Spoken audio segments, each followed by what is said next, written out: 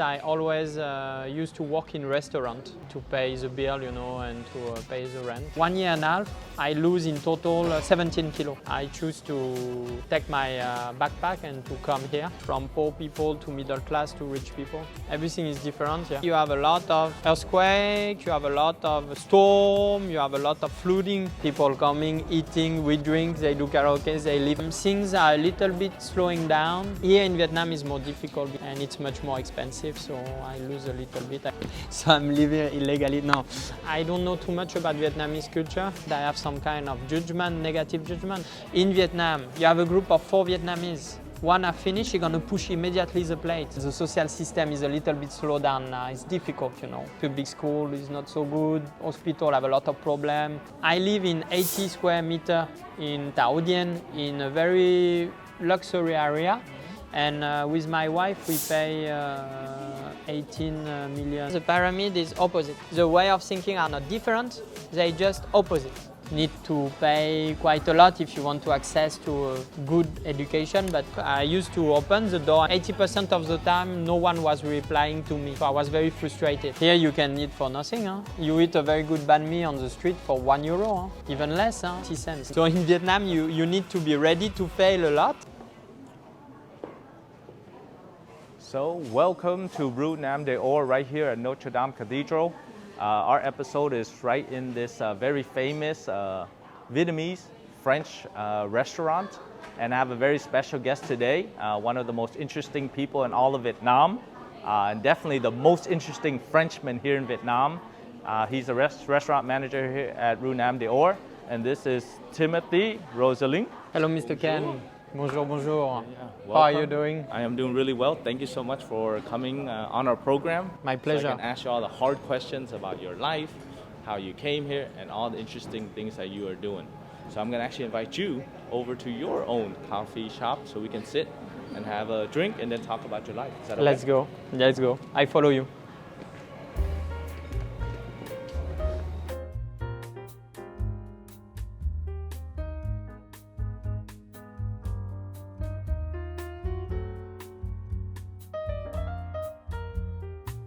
All right, Tim, please sit down Yes. to the hot seat so I can ask you questions. Let's go. So, in case some of you do not know me, my name is Ken Duong, International Business Immigration Attorney with over 15 years of experience helping individuals, companies live, work, invest all over the world, especially here in Vietnam, which leads us to a very special question for our special guest, Timothée here. Is why would somebody leave the amazing, beautiful France and then come here to live in Vietnam and spend so many years here? So that is my first question for you, Tim, is at least tell us a little bit about your background, and then how did this sexy, bold Frenchman end up here in Vietnam? Okay, thank you very much for the sexy, bold French guy. So I'm born and raised in France, more particularly in Versailles, in the south of Paris. Then later I do my studies in Paris. At first I did some studies around artistic things, so I do an artistic school. And in parallel of my studies, I always used to work in restaurant to pay the bill, and to pay the rent. So when I got graduated from School of Art, I continued to work in restaurant, and finally I get professionalized in that area. Yes, little by little. But at first, I'm graduated in fashion. In fashion? Yes. Okay. What specific type of fashion were you? And stylist. Okay. Yeah. I did a school which is in the 14th district of Paris, named École de Condé. Yes. And then by time I work in bistro, brasserie, and then before coming in Vietnam, I was working for a star Michelin chef named Jean-François Piège. He's a chef who have around 5 restaurants in Paris. I did the opening of his luxury grill next to the Louvre. The grill is named Clover Grill. And then I did the reopening of a traditional French restaurant in the center of Paris named La Poule au Pot. And after that, I choose to move abroad, and I picked Vietnam. So it's very traditional path of education and working in Paris and in Yes. France. But then, so how did you, why did you come to Vietnam? When was your first experience with Vietnam? Yes. So my thinking in 2018 was, if I choose to travel, it's better for me to travel far, because if I choose to travel close, it's not very logical. So in restaurant business, a lot of people go to England or go, I don't know, to Germany or to Spain. I thought, okay, if I choose to leave France, it's more interesting to go far.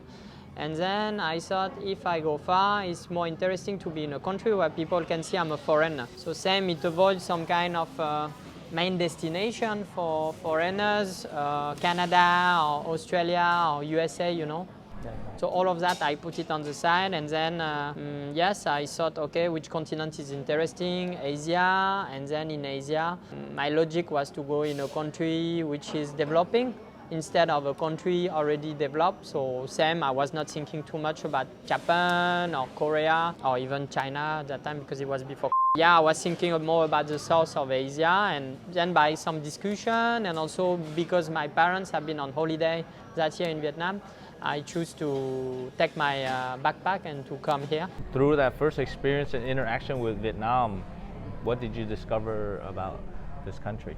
When I arrived, right? From the arrival and then the end of that trip, because you obviously decided to come back, or did you just do a backpack and you just stayed here? Yes.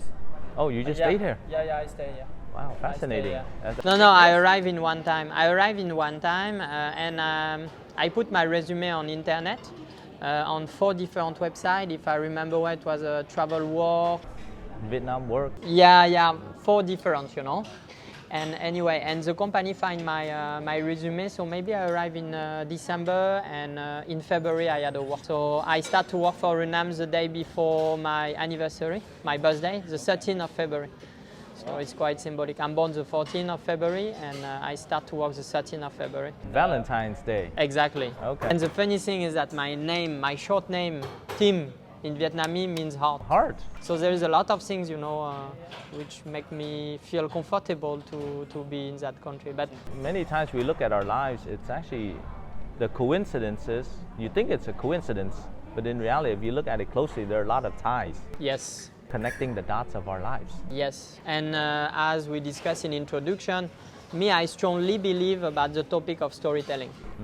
So I strongly believe that everyone have a story, and everyone have a way to understand and integrate that stories, and then to share it. So now, how long have you been in Vietnam? 5 years. Okay. 5 years, almost 5 years. I arrived 9th of December, Okay. 2018. For 5 years. Yes. And so I come back about your question. What I discovered first about Vietnam is the hospitality of people, the warm contact of people, anywhere in the city, in Saigon, or in the society, from poor people to middle class to rich people. I think this one is really in the heart of all Vietnamese. Then I continue to discover a lot of things every day. Vietnam is very rich and very complex and interesting country. Okay. And then from a standpoint of working in Vietnam, I'll get to the family life later, because I think you're living the dream of many foreigners who have come to Vietnam on the personal side, but on the work side, what kind of some of the differences that you see from your experience in France and other parts of the world, and the way that you kind of manage people, and then the way that you work here in Vietnam? Everything is different, yeah. Okay. I remember 10 years ago I had a discussion in a bistro. I used to work in Saint-Germain-des-Prés with a student from Asia. I don't recall which country particular, maybe it was Korea. But anyway, I discussed with him about the difference between Europeans and Asian people. And he told me the difference are very easy to understand.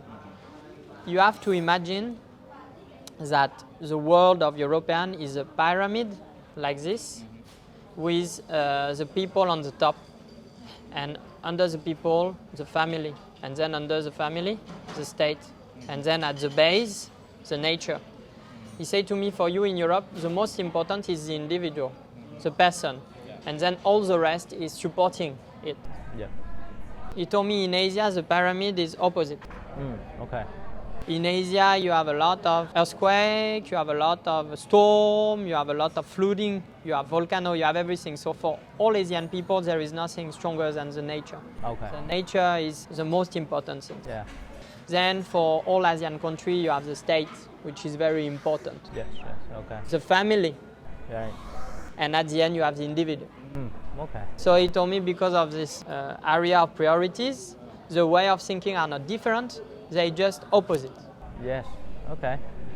And when I start to live in Vietnam and discover the culture here, I understand more deeply how it can be impact for a lot of things. I like to take this example. For me, working and living in Vietnam is like knowing something, but I have to learn how to practice it in a new context. So it's like if I am a football player and I play with my right foot, and then I have to move to another club and the club say to me, okay, you know the rule of the game, but now you're gonna play with your left foot. Okay. I know the game, right? I can play well, but I have to rethink every movement I have to do because it's not logical for me. So about all the aspect of the life and I would say also the aspect of the practical aspect, it was a little bit and it's still a little bit like that for me. But even the interaction. at some point, similar to your analogy, you play with your right foot at a certain level. Okay. But then now you have to play with your left foot. At which point you felt that your left foot or your counter thinking became at the level of your right foot, which is fully understanding how to work with the people in Vietnam, how to manage, how to run a business. Was there a point in time, 2 years, 3 years, now, that Yeah, maybe since you have the same level of skill? Maybe since I have a family and maybe since 1 year after when things start to be more stabilized, I start to be able to play a little bit more with my left. But I don't know, I would say that working in Vietnam make me able to have more skills. So I can still play with my right because when I have foreigner, when I have to interact with foreign demand, you know, I come back on my basic way to play, you know. Yeah. But then I get the skills of playing with the left one also, so it's like just like we say in French, avoir une autre corde à son arc, which means having more skills. Okay. So, so we already talked about the work side, why you came to Vietnam, but now it's more fascinating in the dream that you're living, which is your personal life as well, right? So, as I know, you've been living here for 5 years, but then in a short 5 years, you have a wife and 2 kids. Yes. So that's very, very fast. Yes. And how do you enjoy the personal life outside of your work here in Vietnam, and what is it like to be a father? At first, I'm gonna talk a little bit about the way I met my wife and the way I built my family. So when I arrived in Vietnam, I arrived alone, and I discovered that family was the key. But I'm gonna have to verify with your wife the story. Yes. Show her this video. Yes. To make sure the story is true. Okay, sure. She have to validate the story, of course. So no, I noticed this aspect was very important. So it was something instinctively which was natural for me, you know, to build a family. So I met my wife a few months after arriving in Vietnam, and we got married in November 2020. The 22, sorry. 22 of November 2020. Yeah. No, it's a very good number, by the way, because it's hi, mop, hi, moi. So it's a very good number. So during at our wedding, because it was during, there were only Vietnamese people, and there were 300 people, 300 guests. It was total. Countryside or here in Saigon? Yeah, it was in Tay Ninh. Oh, Tay Ninh. Okay, yep. My family-in-law is a farmer family, and for the wedding, my father-in-law redo all the cover of the outside, you know, to welcome customer. But it's very small, so they do 3 turns. So we have 3 shifts. Did it start at 11 o'clock? I don't remember because it was a bit intense day for me, but we start early, yes. My mother-in-law was cooking and my father-in-law, I don't remember what he was doing, but everybody was participating, you know, and it was like in a restaurant, you know. They were doing turn, people coming, eating, we drink, they do karaoke, they leave, up another turn. They were testing your restaurant restaurant management Yeah, skills. maybe, but So if you could manage 300 people. yeah, I was at least I was in the same position I'm doing today. I was doing guest relations really that day, but no, it was a very very interesting, very nice wedding with a lot of people, a lot of things, and then we had the chance to have a little boy quite fast. My son is born 1 month before the lockdown, the big lockdown of 4 months, I think it was. My daughter is born 1 year and few months ago, the 20th of July, the 25 of July. Sorry. We need to cut all of this. Yeah. Sorry. Make sure the editing team edits all of this out with the right. No, but it's easy because my son is from the 25th of May and my daughter is from the 25th of July. So they have 25 in common. But anyway, how is it? From the beginning, it's amazing because as I just told you, my son is born 1 month before the lockdown. And so it's mean I was at home for 4 or 5 months with my son, so it's very good memories. Also during that time, my mother-in-law came from Tây Ninh to support my wife and me, like it's usual to do in Vietnamese family. And so we were at home during that time all together in families, and we were able to see my son growing up day after day. So even it was a difficult time for a lot of people, for us it was not. I mean, as a father, to have a son first and a daughter after, it just... the dream combination. Yeah, the perfect combo. In France, we have an expression which says that when you have a son first and a daughter after, it's a king choice, the choice of the king. Choice of the king, yeah. Because you have your name first, which is, you have the legacy of your name, and then you can have the daughters. So yeah, I'm very lucky, I'm glad. And about raising them here, it's amazing. Vietnam is super safe. Super safe. You can go with your kid at 10 o'clock in the park next to your area. You have a lot of facilities for them to play. Everything is practical. Saigon particularly is a modern city, so a lot of infrastructure are very modern. Then for my case, I live in Mastery in District 2, so it's quite modern. So we have all the buildings, the park, and even when it's raining, we have a mall next, and on the mall you have a kindergarten area with everything to take care of the kid, you know. And you can swim every single day. It's true, yeah. You follow my Facebook, it's true. I put that very often, so my kids can also love swim. Yeah. The weather's nice. And you know, our kids are sponge because you have a son also who have the same age as me. So there is an environment here which make able the kid to try a lot of things. Swimming pool, my son, he can almost swim, he have 2 years old. He can play patin, you say patin, I think in Vietnamese also. In the area next, me, I start to do things when I was 7, 8 years old. My son, he can do. And about my daughter is the same. No, it's very convenient to have a family here. Then some things are a little bit more tough about the education, for example. Need to pay quite a lot if you want to access to good education, but I mean there is more advantage than inconvenience to have family, much more. And I remember you asked me that question also a few minutes ago about France, why I left France, which is a very beautiful country for Vietnam. Even France is a developed country, and even I love my country very much, and I'm proud to be French. Things are a little bit slowing down, not too many things happen. When here I can tell you in 5 years, only 5 years, I see a lot of things changing in Vietnam, and I really see the country developing, continue to developing, and the mentality changing, and the people learning more. So that's why Asia is interesting, and more particularly South of Asia, in Vietnam. Something happened here now. And we're right in the middle of it. We're right in the middle of the changes and having the international perspective. Yes. So I share similar to you. I mean, being an American, I actually enjoy Europe because Europe so many cultures and different diversities. Hey, we might as well cheers. Yo. Cheers. Một hai bà vô, hai bà hô, hai bà hung. Oh.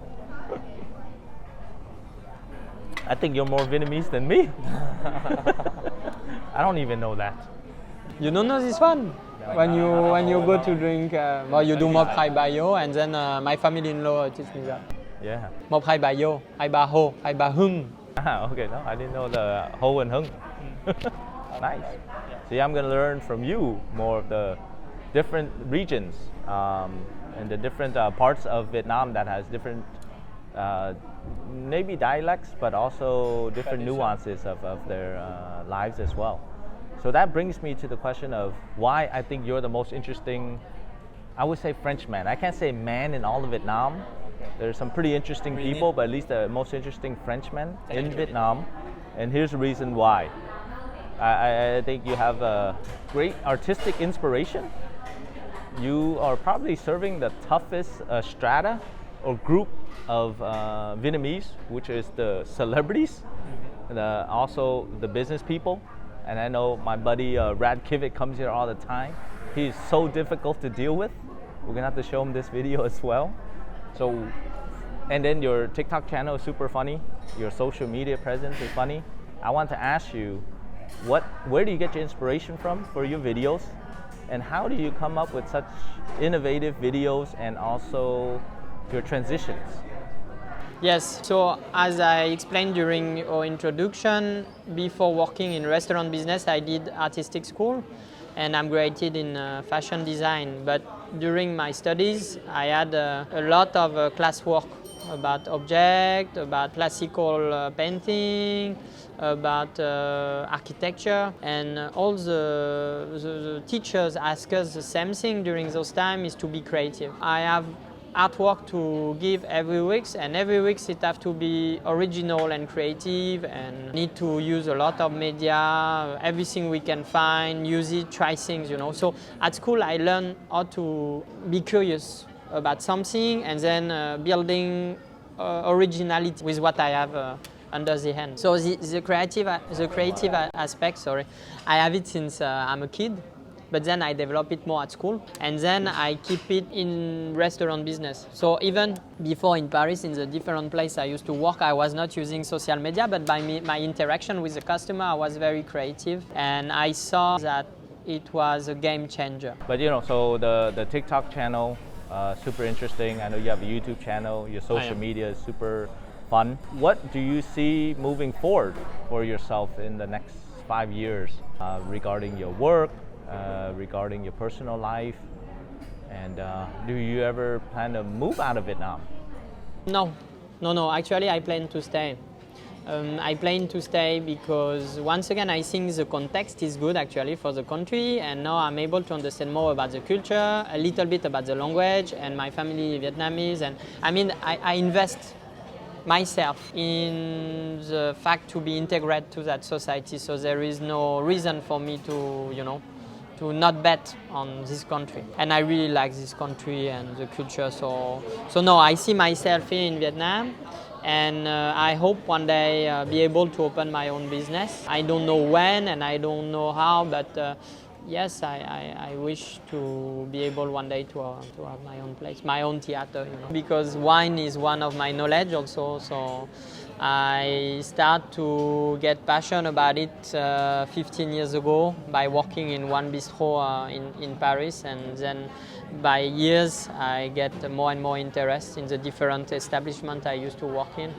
And before moving in Vietnam, the restaurant I was working used to have 1,200 references of different wines. So wow. yeah, I was quite comfortable about that subject. Then here in Vietnam is more difficult because it's less cultural to drink. Right. And it's much more expensive, so I lose a little bit. I don't practice as much as before. Before I was selling 1 bottle per table, easy. Huh? In France, everybody drinks. So I hope one day I can have, of course, like everyone, you know, my place, and be able to be creative also for myself. I've seen before, I call it chubbier Tim. Yes. And then we have skinnier Tim, and Tim with hair and Tim without hair. Yes. So the look like you have now, I feel is very much like Sherlock Holmes. How did you craft this very interesting look, and will you change it, or will you have another disguise? Okay. So I discovered myself during the lockdown too fat. I took my weight and I was 84 kilo. And that day I decided, okay, I'm going to lose weight. Mm-hmm. And during lockdown, I started to do fasting. I did 5 days without eating anything. It started like that. During lockdown, you know, we all have a lot of things, a lot of time in front of us. I used to look a lot of video of YouTube about how to losing weight, and I saw some video about fasting. So I started by cutting my calories on 1 week, little by little, more and more, and then I had 5 days of fasting, only drinking water, and then I come back in a normal regime in around 1 week. So it took me around 2 weeks and a half.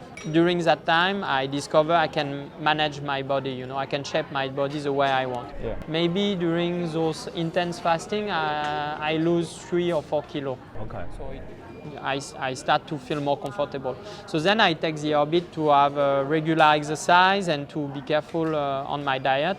And in maybe 1 year and a half, 1 year and a half, I lose in total 17 kilos. Wow, 17? Yeah, 17 kilos. So that's why before, as you say, you know the Chupi team, and after 1 year and a half, you saw the team that you have in front of you, yeah.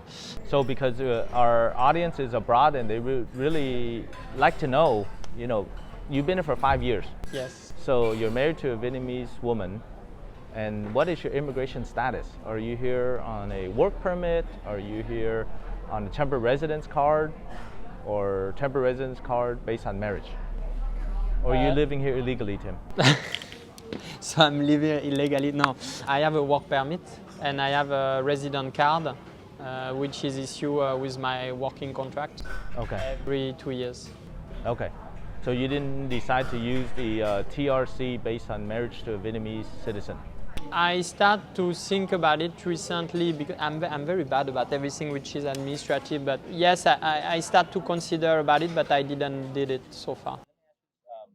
If you can get Vietnamese citizenship, would you get it? Sure. I think about it also, but I don't know why. I hear some people told me it's possible, and some others who told me I cannot be binational. But I don't know. My kids are binational. Correct. Because they're born also in Vietnam and because I'm French, but I don't know about myself. I wish I can. What about you? You binational, right? You American and you Vietnamese also, right? Yes, correct. I actually have and Japanese also a little. No, just only when I'm in Japantown. Okay. But Europe. Yeah. And when you are in Letanton, you're Japanese also because it's a Japanese Carter. So. Hi. Yeah. Huh? So they do think I'm Japanese when I'm there. Yeah. So I can. But you look a little bit. Yeah. I look like a salaryman when I walk around with my suitcase. You look like a Japanese gangster, you know, but a nice one, you know, a gangster, but a nice one. Only kill 3 people a day, not 5. Yeah, but with style, I think. I don't know. Yeah. No, I'll show you some of the clients. They're very interesting. But that will be saved for another conversation at the bar. Yes. So I have a few more questions for you. Like I said, I think it's very interesting. Coming to Vietnam, so now it's a little bit more, not the negative side, but the perspective. Did you have certain stereotypes of Vietnamese people before you came to Vietnam, and then having lived here for 5 years? Were the stereotypes true or not? Or how much % truth? It's a tough question. No, I don't have any a priori before coming. I don't know too much about Vietnamese culture. Mm-hmm. In France, we have a Vietnamese community, but I didn't have the chance to be very connected to it. So now I discover everything here. I don't have any thinking before coming. Okay. Then about interaction, the living, the difficulties between the two cultures. As I explained to you before with the triangle, it's a little bit everywhere all the time. But one main thing that we have here and that we don't have in France, I think, is we're able to take time here. People are much more relaxed and they let the chance to the foreigner, the time to the foreigner to understand them, to understand the culture. I come back also what I told you before, it's very common with all Vietnamese, everyone is very friendly here and very welcoming, I think so. The things are not like we can imagine in Europe. So you have a very positive outlook, not too many stereotypes? No. You're excited about raising your kids here in Vietnam? Yes. I mean, I have to not have any a priori in my head because I'm the foreigner. I'm the one who comes somewhere and who asks for being receiving by the country and by the people. Yeah. You know. So if I come in and in my head I have some kind of judgment, negative judgment, how can it work? Mm-hmm. Mm-hmm. I should not have. So your group of base of people you spend a lot of time with, are they foreigners from developed countries? Are they Việt kiều overseas? Or are they Vietnamese? Or do you have a pretty good mix of people? No, I would say that the people I spend time with is mostly the customer of this restaurant, because when I come home I don't have time for going out with my two kids. So the customer of this restaurant is around 80% of local customers, so Vietnamese, and maybe 10% of Viet Kieu from Europe and from USA and Australia also, and then a little bit, very little bit of expat people from Saigon, but they don't come too much here. Yeah. Yes. So of course, coming here, living here for 5 years now, were there certain culture shocks in Vietnam? And how did you overcome these culture shocks to make them become normal and not shocks anymore? Okay, so I retake the example of my work. One main culture shock is about stress. If you go in Paris, you're gonna see in restaurants a waiter running everywhere and doing a lot of things all together, right? It's a way to work in Europe and to be polyvalent. In Vietnam, it's not polite to show your stress. It's not polite to show also your anger, your energy. And in my opinion, Asian people are very good in detail, but European people are very good in the politesse, in the general things. So about working in restaurants in Paris, for example, I learned how to be multitask and do a lot of things at the same time and doing fast and working under pressure. Okay. When here, I learned to work more quietly, more slowly, more peacefully, and also how to task people on one thing, not too many things. Okay. Okay. So this one is a big difference. In Vietnam, someone gonna be very, very, very good in something, and you need to find it. And then when you deploy the person at the good area of working, of doing, Yeah. you have the best, But if you try to push them to be polytask, once again, like in Europe or in France, it cannot work. It not fit. Okay. Also, people here are working all together as a group, not as an individual. So need to have an environment when everyone can work together and have his own position, like a team, like a football team, a basketball team, or I don't know. You have someone who is in attack, someone who is in defense. I don't know too much, in fact, about sport, but it's something like that. It have to have a balance, a balance. When once again in Europe, about F&B, about waiter work, it's totally individual. Every waiter have his area of working, take care of his own customer, doing the bill, the tips come only for him, so it's very different. Very different. Then about the rule of service also, it's very different. So one example I like to take is that in Paris, when you have a table of 4 people and one person have finished to eat, you need to wait all the table have finished to eat to clear the table. In Vietnam, you have a group of 4 Vietnamese. One have finished, you're gonna push immediately the plate. You need to clear immediately, Okay. And a lot of things like that, So this one is one example, but there is a lot about the rule of service, which are different here and in France, about what expect people. But you felt like, it seems just from your knowledge and you explaining it, you do understand the differences now. Yes. And you've implemented. Because I practice, But at first, a lot of things which were logic for me were not logic for the new customer I have here. So I have to learn again. And I'm still learning. And now what is nice is that now I know more about Vietnamese culture. I know already about foreigner culture. And then I used to work before in a restaurant with a lot of tourists, so I know about American, Japanese, Korean. So here I can use those knowledge, to serve people better due to their culture. Right. Here we are in front of Notre Dame de Saigon, so have some tourists also who come. So the skills I learned before, I use it in permanence, in my approach of customer. So you can't get any more French-like than being right here. Do you ever feel when you come to work, you feel like you're going into a place in Paris? Yes, of course, from the first day. Okay. The funny thing is that when I come to do some job interview for the company, they ask me to come here. And the address is Bacongsa Paris. And it means 3 communes de Paris, We are in front of Notre Dame de Saigon, in brick of Toulouse. And above my head, I have a roof made by the company of Gustave Eiffel, who made the Eiffel Tower in Paris. Yeah. So I have Gustave Eiffel, I have Notre Dame, and I have street name Commune de Paris. How can I be more in Paris? And then you go on your motorbike to the office, and every day it's like you're going to work in Paris. A little bit, yes.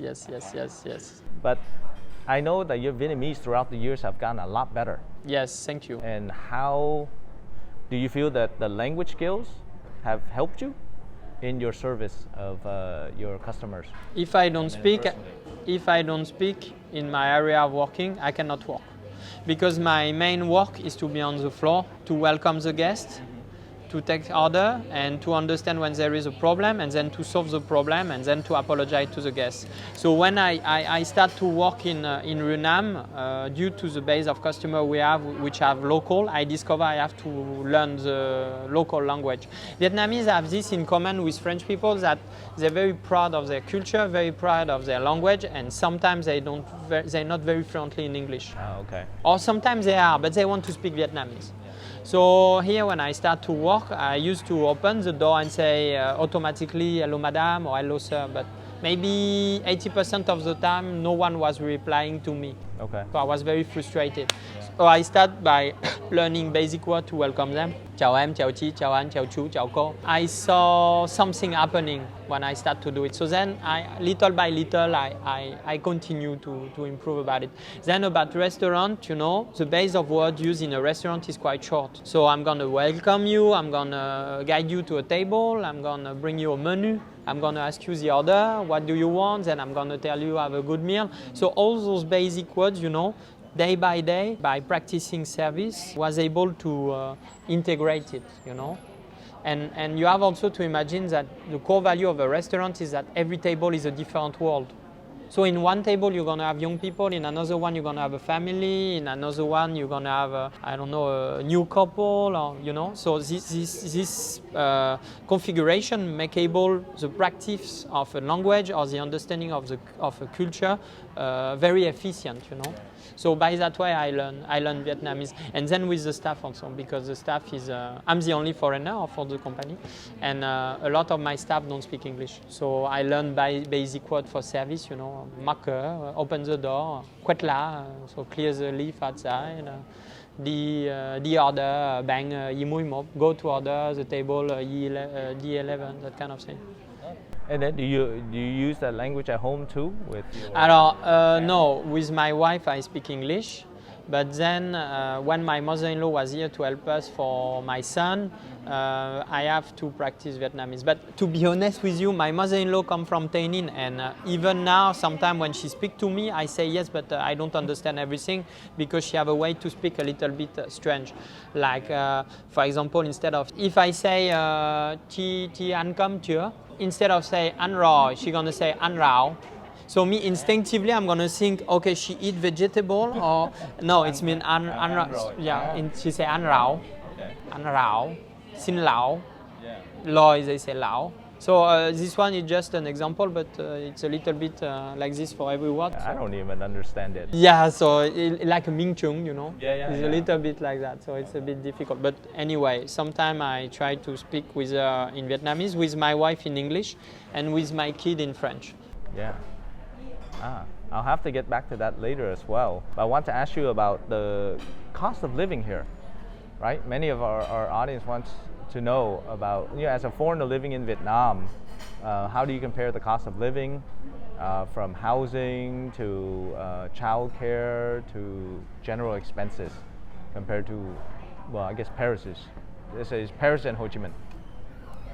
Okay, you're gonna pay for everything here. You have to invest money for your insurance and invest money for school, international school when you need, and that kind of thing. But then from my side, my salary is high, you know, and then I negotiate on my contract to have the tax paid by my company, the company who hire me.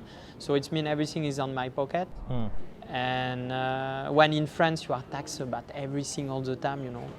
Everything all the time, and then okay, you have social insurance, you have retirement money, but The system, the social system is, I don't want to be negative because there are going to be French people who are going to look the video, but the social system is a little bit slowed down now. It's difficult, you know. Public school is not so good, hospital have a lot of problems. When here in Vietnam, okay, you don't have all of that in the package, but then you can choose and you can invest. And then all those facilities are very efficient because it's a private market. Right. So for, I don't know, but for medical, for example, you're going to have the French hospital, FV hospital, you have the American hospital, you have... Vinmec even? Vinmec, voilà, Vinmec. All of that. When you have any problem, you go there and you have a doctor immediately. You don't have to have booking. Your kid is sick, okay, and then, yeah, okay, invest money, but for example, my kids are quite often sick because they're young. We've been to Vinmec last week because my daughter vomit a lot, and on the package of insurance, if she stay on the room for one night, it's covered 100%.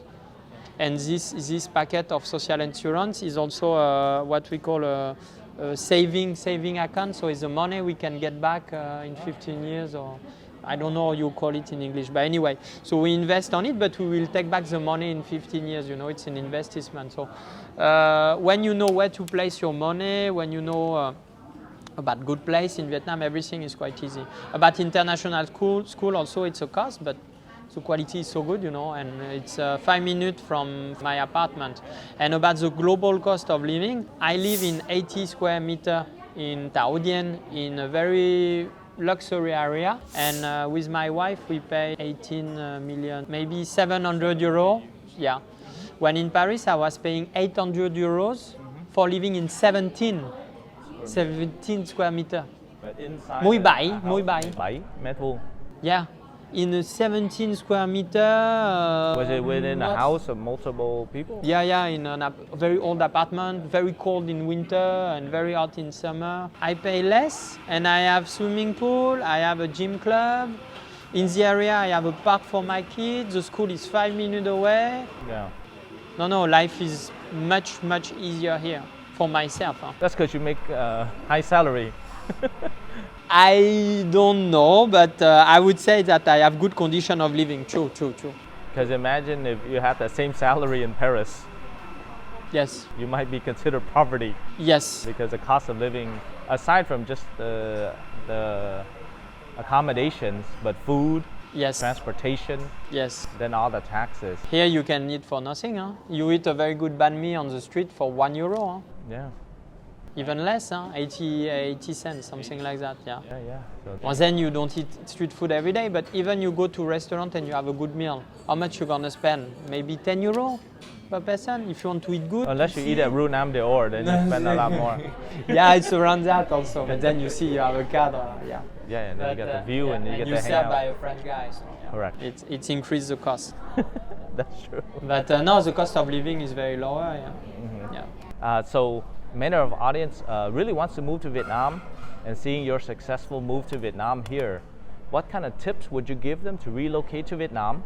And if you have special tips for French people or Europeans, then what challenges should they be expecting when they move here? I learned Vietnamese language by an app named Duolingo, and on Duolingo they have some kind of Vietnamese expression, you know, to learn and to understand more about the culture. So I like two basic expression in Vietnamese. The first one is Su Kỳ Nien La Mê Tan Công. It means patience is the mother of success. And the other one is Thất Bại La Mê Tan Công. It means failure is mother of success. So in Vietnam you need to be ready to fail a lot, okay? And to succeed because of that, because failure is also a process to learn. And as I explained before, the culture are very different, so you need to take time to understand a lot of things. And then passions, because here it's a question of understanding the culture and the people to succeed. But then after that, I think it can be easy for foreigners to succeed. Okay. Vietnamese are very happy to collaborate. In my opinion, they have the business in the blood. So Vietnamese people are always doing at least 2 work or 3 work at the same time, and always thinking about business, you know. Okay.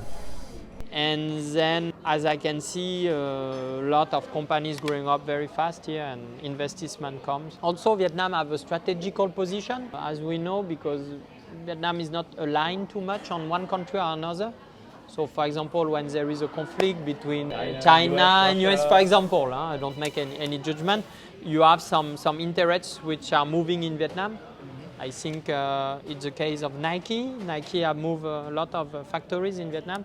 And I remember here about Apple. I don't know if it's still, but at the moment Apple was thinking to move some facilities. Yes, they actually, so Foxconn, Apple's main supplier for the chips, have moved to the northern Vietnam to open up a big factory. Samsung, yeah, the biggest investor into Vietnam now. So yes, I think it's very strategical to invest and to open things now in Vietnam because of all of this movement, economical movement. My recommendation, yes, is to be passionate, curious, and then to be brave also. Yeah.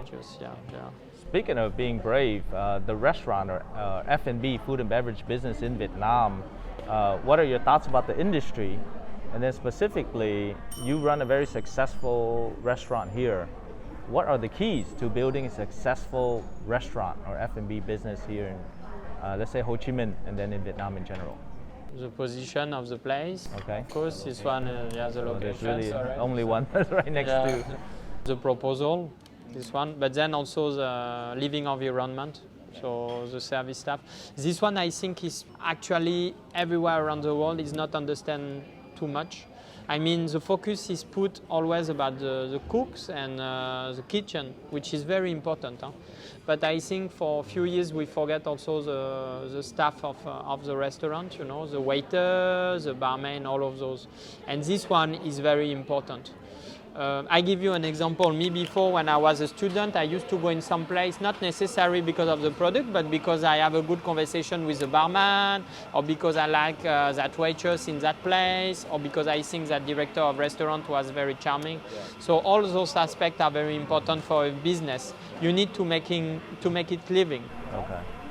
And to talk again about the concept of storytelling, in the restaurant, in the front of a restaurant, we verbalize the concept of the place, we verbalize the concept of the food.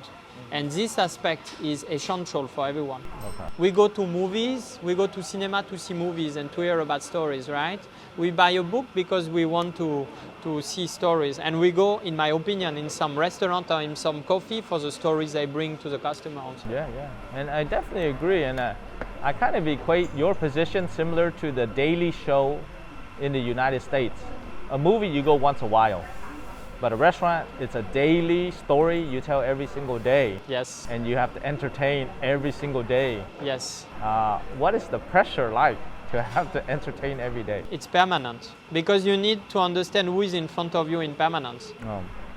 About the culture, and then about the mood.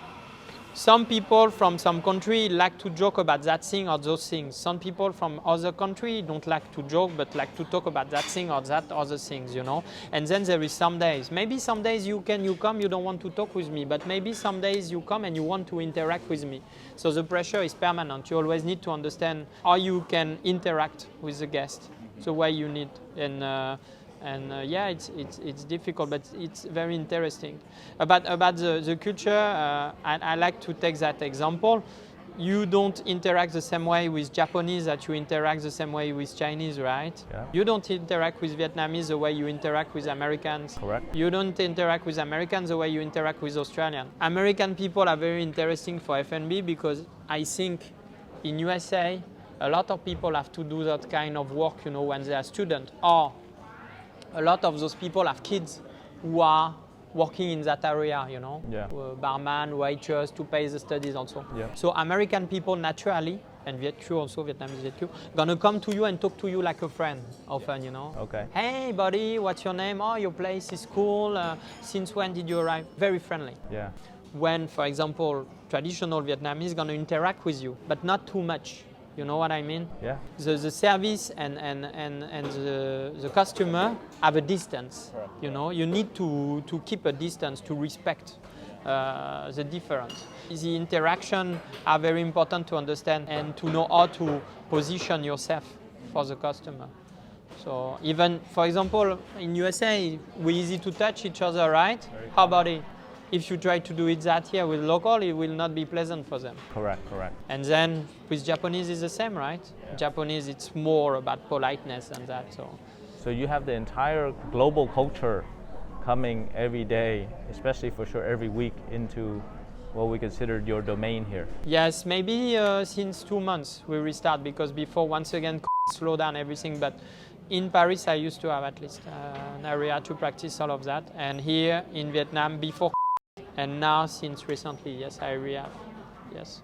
So now I'm proud to be able to receive a customer from different countries in maybe 10 or 12 different languages. So I can say konnichiwa for the Japanese, arigato, doitoshimashite, ni hao ma for the Chinese, man manche, sheshe, pokashe. For the Korean, annyeonghaseyo, kamsamida, mashiketu seo. I learned all of that also by working in restaurant and by practicing table by table, day after day.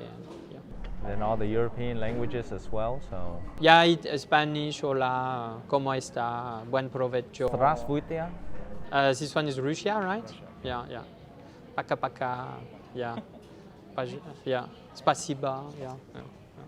Well, I mean, definitely I appreciate your time. I still think you're the most interesting Frenchman here. Thank you. Okay, so I succeed a little bit. Okay, we're still at the same base than before the interview. If I ever meet another interesting French person, I'll let them know to meet you, so they know. But any final thoughts for any foreigners who are looking to move to Vietnam that you think they should know? I think they need to have a local partner. It's very important. And yeah, they need to take time to make sure that partner understand what they want, and to make sure they understand what their partner want also. They need to build a team with local, and then it can only succeed. I think so. Okay, well, I mean, I definitely want to thank you very much for the opportunity to talk to you. Did you like the coffee? Yes. Okay. Almost as good as my coffee, but no, the latte is very good. I should have got a croissant so I can eat petit déjeuner. Very good French. That's my favorite every single day. So I do appreciate, I want to say thank you very much for being on our video. I definitely would love to be on your TikTok sometime. Sure. If possible. We should we'll do some find project. like the bald man in black concept, and we can do a video together. We can, but you need to let grow your mustache. I could, that's easy. I just shave this and then I'll let it, we'll do. No, but real one. Wait, yep, I'll do it. And then I will get glasses too. And then we'll look like detectives. But appreciate the opportunity, interview you, and all the things you talked about. Thank you for being so candid and open. I'm sure our audience will really, really enjoy the video. We'll make sure we'll cut out some of the dates because his wife won't be very happy. He forgot all the dates of the anniversaries. But that's part of being a very busy man running one of the most interesting, fascinating restaurants, Rue Nam d'Or, here in Notre Dame. Come on. I want to say once again, thank you very much for being on our program. I look forward to doing a second edition with you because I think you're still very interesting. So I'll see you on the next episode as well. Sure. Merci beaucoup. Merci. Au revoir et à bientôt.